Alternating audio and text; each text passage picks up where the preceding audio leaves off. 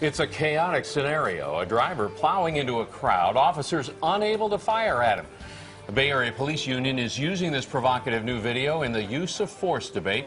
Good evening, I'm Alan Martin. And I'm Elizabeth Cook in for Veronica tonight. The San Francisco Police Department is at odds with the union over reforms to its use of force policy.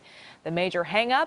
A ban on shooting at moving cars. Only on 5, our Phil Matier has a first look at the new union ad, imagining a worst-case scenario. Phil? That's right. It's been a year since the police shooting of Mario Woods set off a debate over the police use of deadly force in San Francisco. And while City Hall and the union, as we said, have agreed on most of the proposed changes, they're deadlocked over the question of how police should handle possibly shooting at moving cars. Now, the fight is now going public in a big way with an ad by the police union that you may find inflammatory. Take a look.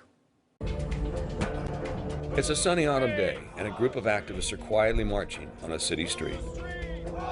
Suddenly, a 4-ton truck begins plowing into the crowd. The police rush to halt the driver, but are prohibited by city policy.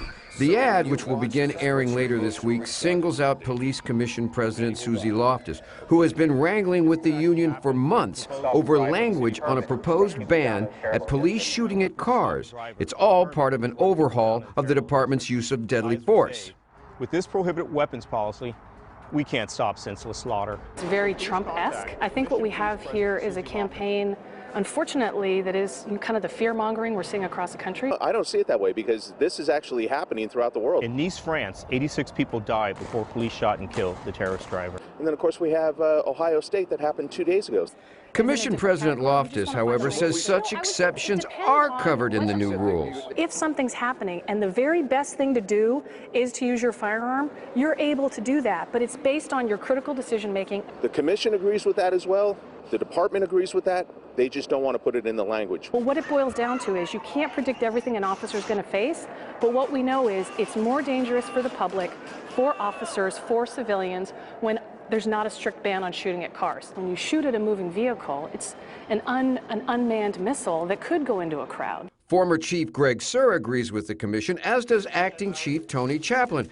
But former Police Chief Tony Ribera, who now teaches criminal justice at the University of San Francisco, says the union has a point. I think Marty Halloran's motive is to protect his police officers, and I think that's a good motive. What about the commission? You know, I think the commission wants to protect the officers too, but they also have political constituencies and other things that impact their decision making.